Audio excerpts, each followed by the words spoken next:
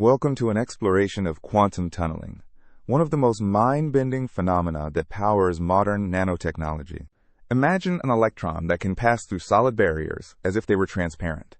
This isn't science fiction, it's quantum tunneling, and it's happening trillions of times per second in your smartphone right now.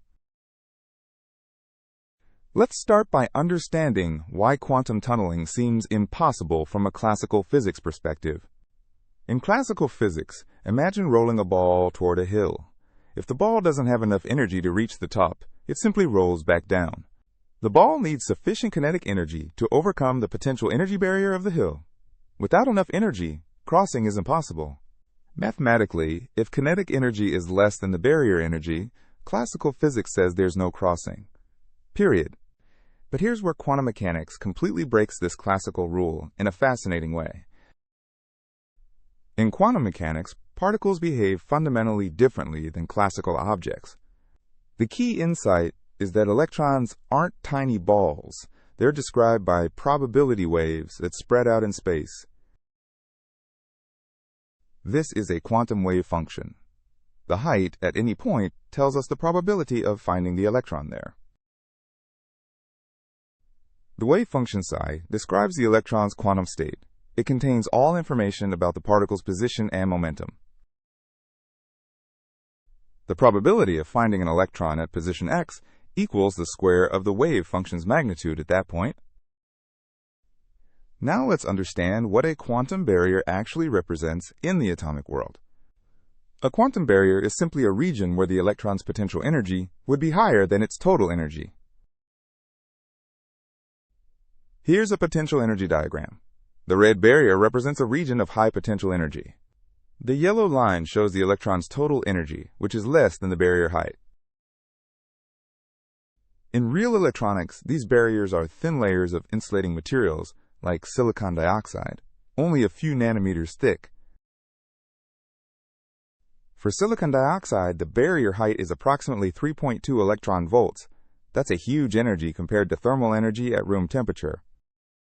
Now we arrive at the heart of quantum tunneling, the probability that an electron can pass through a barrier. The tunneling probability T is approximately exponential in -2 kappa L, where L is the barrier width. Here, kappa equals the square root of 2 meters times V0 minus E divided by h bar. This is the decay constant inside the barrier. Let's carefully examine what each symbol in this crucial equation represents. M is the electron mass, equal to 9.11 times 10 to the negative 31 kilograms. V0 is the barrier height, the potential energy inside the barrier region. E is the electron's kinetic energy, which is less than V0 for tunneling to be interesting.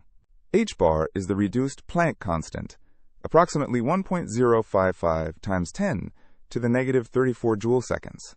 And L is the physical thickness of the barrier in meters.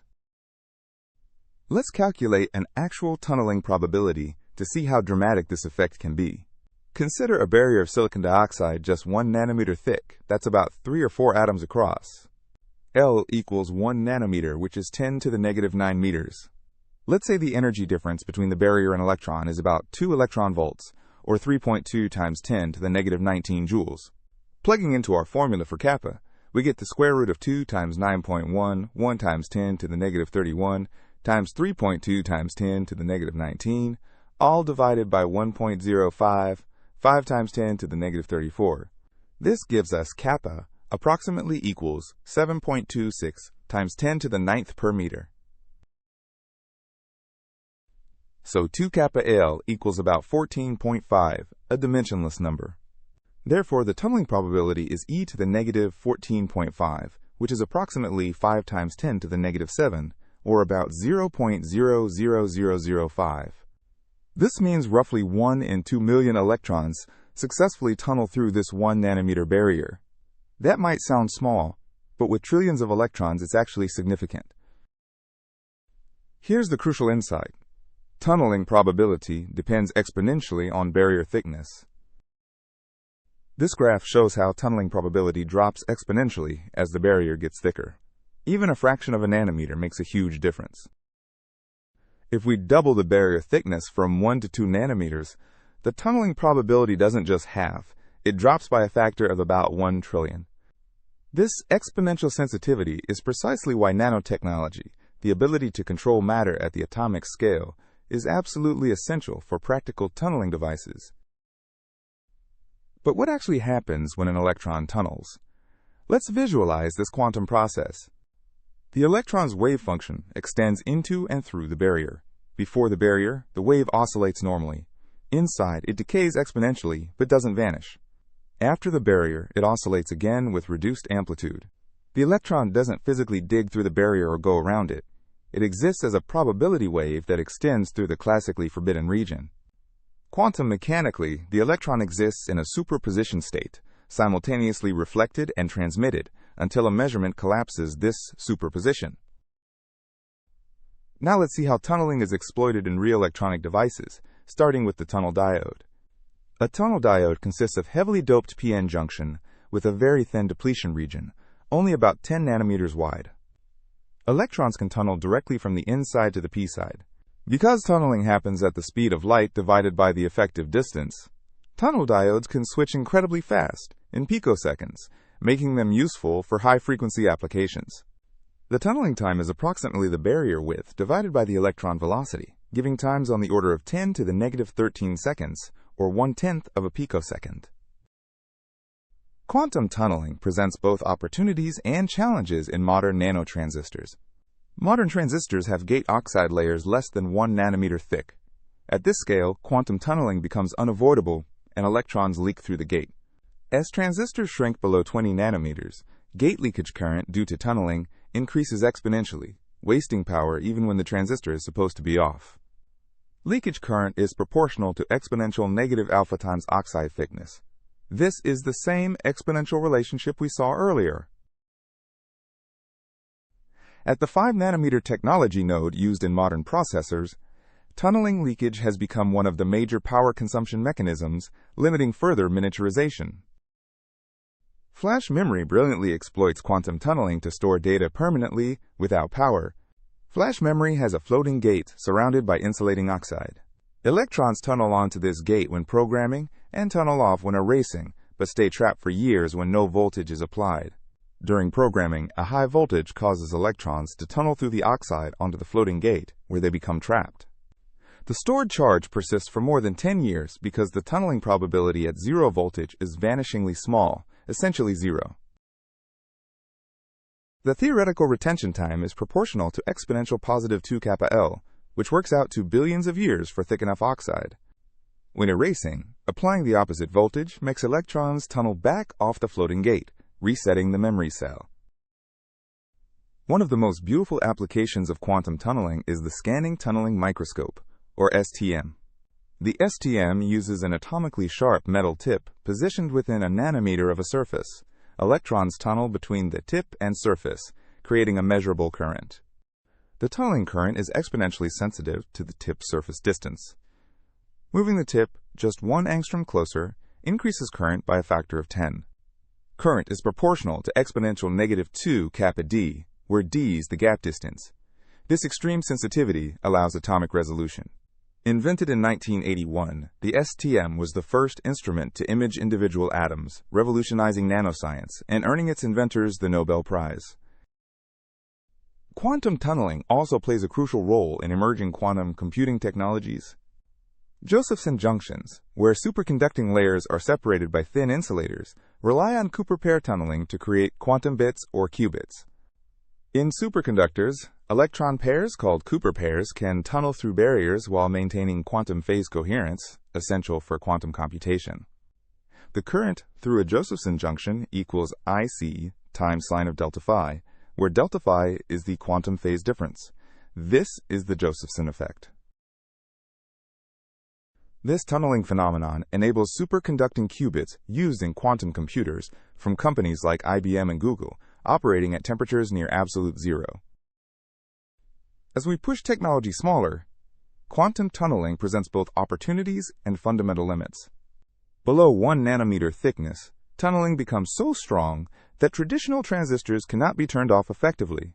This represents a fundamental physical limit. We're approaching the quantum limit, where Moore's law, the exponential growth of transistor density, must end. The laws of quantum mechanics themselves become the constraint.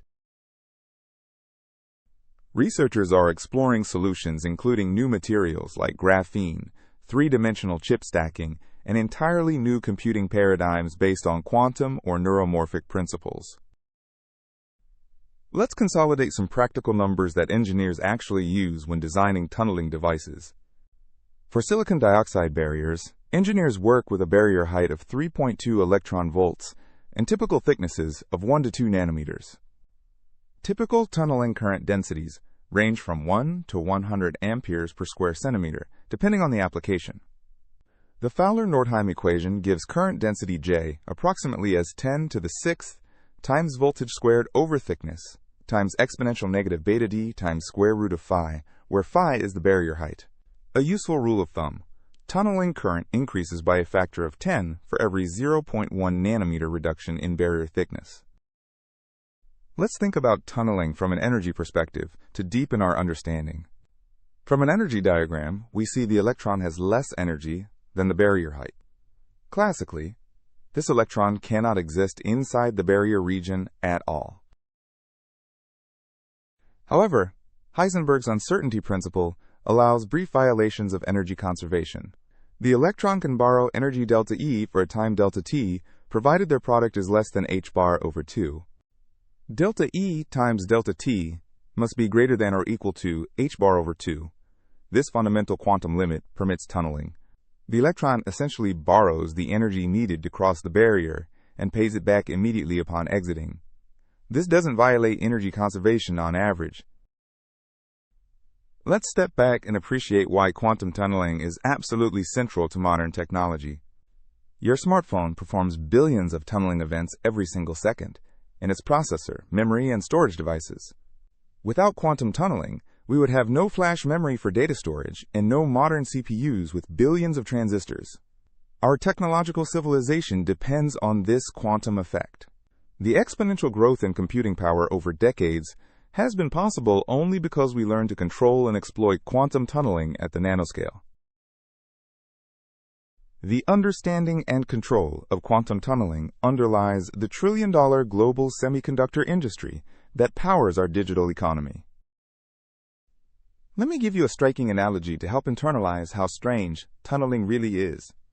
Imagine you're throwing tennis balls at a brick wall thousands of times per second. Classical physics says they'll all bounce back, but quantum mechanics predicts that occasionally, randomly, a ball will appear on the other side without breaking the wall. Now scale this down to the quantum realm of electrons and nanometer barriers.